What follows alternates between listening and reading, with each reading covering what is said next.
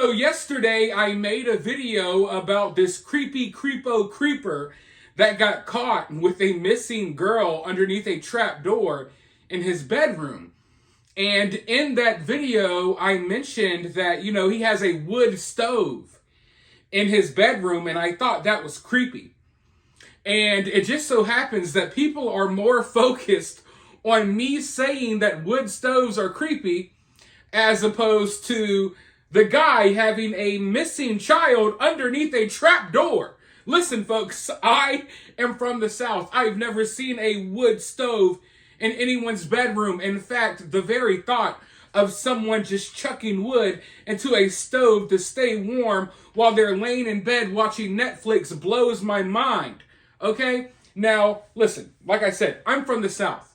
I see crazy things here and deal with things here that y'all don't deal with, and y'all do things and deal with things up there that I don't deal with. Hell, this morning, I saw 3 raccoons hanging out with an alligator as I took my trash out. Okay, so our ways of life are very different.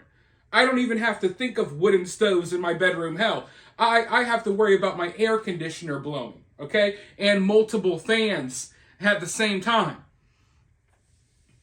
But my point is, when I think of a wood stove in someone's bedroom, it gives me like a visual, right? And you got to add it all together. You have a wood stove in this creepy dude's bedroom who also has a trap door in his bedroom that just so happened to have a missing girl underneath the trap door.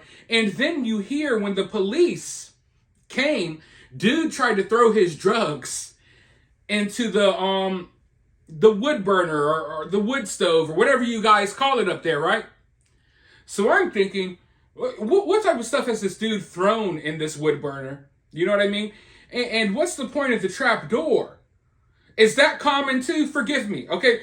We don't even have basements where I'm from. Do you guys have trap doors in your bedrooms too?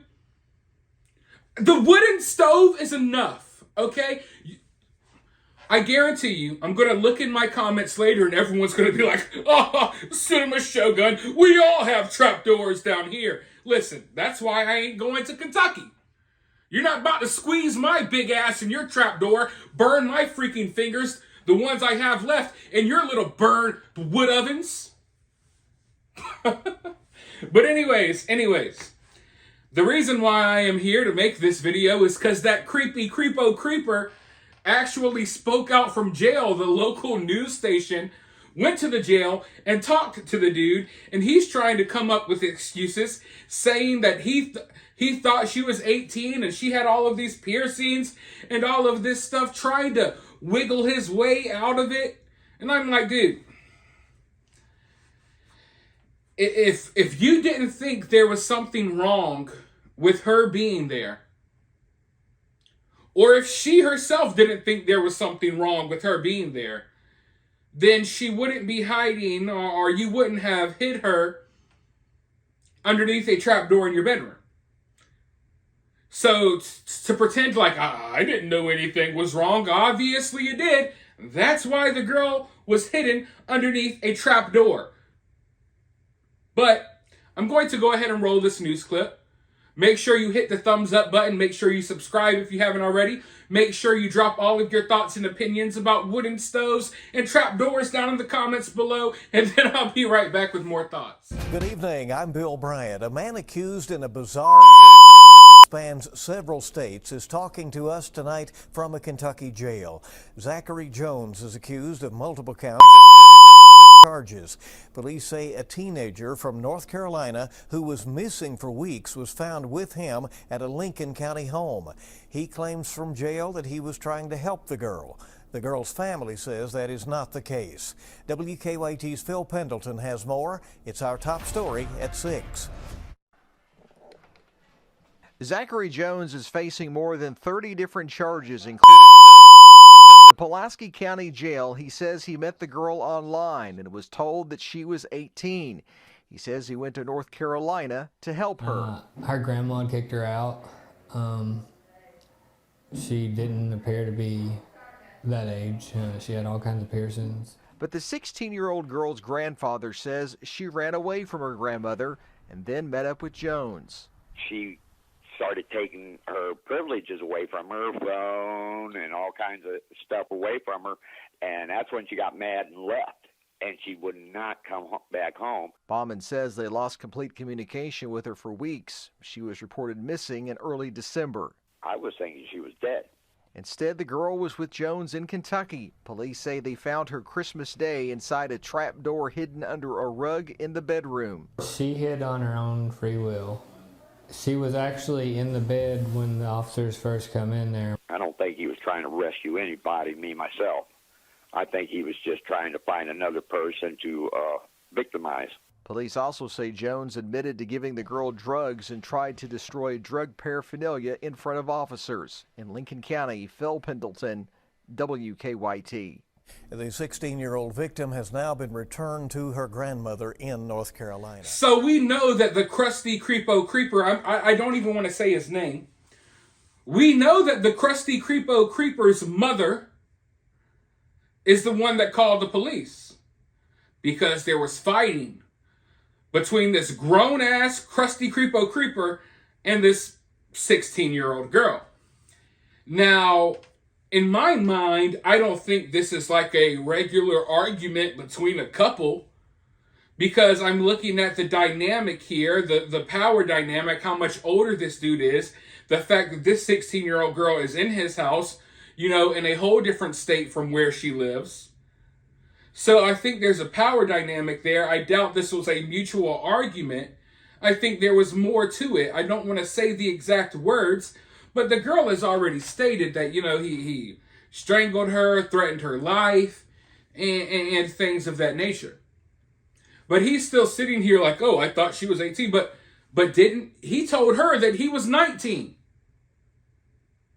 I don't know if she saw his pictures or not, but I don't know how in the hell he tried to tell anyone he was 19. Look at this dude. 19? 19 times 3. Holy man. What in the world is going on? What in the world is going on here, folks? But apparently he tried to tell her that he was 19. So, I'm trying to be nice. Let's fast forward to what the family is saying. Basically, they're saying that, you know, they were trying to discipline the girl, take away, you know, some of her privileges, her phone, basically kind of like put her on punishment or something, whatever you want to call it. And she rebelled against it. And she decided, you know what, screw this. I'm about to ride out with this 19-year-old dude that looks 47. And I'm about to go, you know, to Kentucky. So a creepy situation. Obviously, it looks like she went along with it. It's not like she was like, I don't think she was like forcefully kidnapped. But that doesn't really, I guess you can say it makes the situation better, but it doesn't like make the guy look any better, if that makes sense, right? But, you know, hearing this story, it just reminds you of how troubled a lot of, you know, young people are these days. A lot of young people are really troubled. And, you know, in my day, hell, you got in trouble or something like that, or you got your phone taken away or something along those lines, you dealt with it. You didn't go run off with some strange person. But in today's day and age, you know, these kids are so connected to social media. They have the potential to reach out to anyone in the outside world. And there are people waiting online all day preying on these type of situations. They are online just waiting for the day that a young child has a falling out with their family and they feel like running away, and these people swoop right in. They swoop right in. So, you know, these are conversations that you need to have with your kids.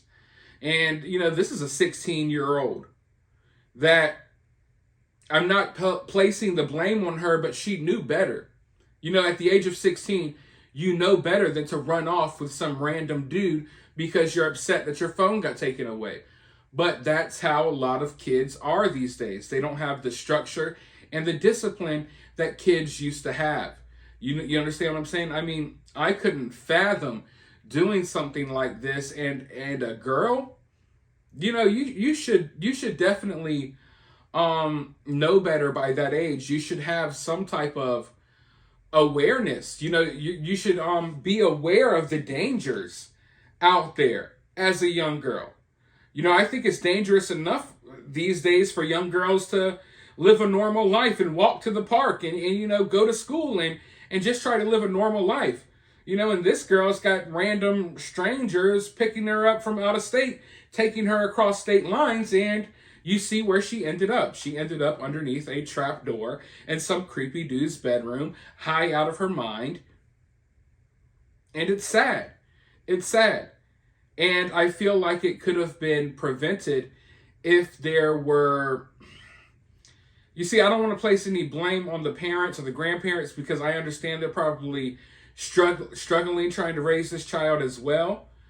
But I just feel like situations like this could be prevented with better upbringing, with people having more conversations with their kids, trying to understand what your kids are going through. Understand that kids these days are going through... what kids are going through these days are very different than what you went through growing up. You may think that you had it harder when you were younger. Maybe you worked, maybe you did this, but kids these days are dealing with a certain pressure that a lot of us didn't have when we were growing up. Now, I caught it on the back end because social media started coming in, when I was in my later years of like middle school and then when I was in high school. But it definitely wasn't at the rate where it's at now, where, something embarrassing happens. There's videos of it from every angle. You got people talking trash about you on like 70 different social media sites. You're trying to keep up with the Joneses and keep up with everything the other kids have. Social media has put this pressure on these kids. And at the same time, you got these predators on social media waiting to prey on the kids who are under a lot of pressure. So it's an all-around messed up situation that I don't see getting any better anytime soon. I don't know what we can do. I'm really hesitant about regulations and, making it to where, certain people can't access this website or that website, or people can't do this to a certain age. I'm really hesitant when it comes to restrictions, because when they roll new restrictions out, they usually overreach. And I don't want the government overreaching into too many aspects of our life. I'm hoping that this is something that parents can get control over.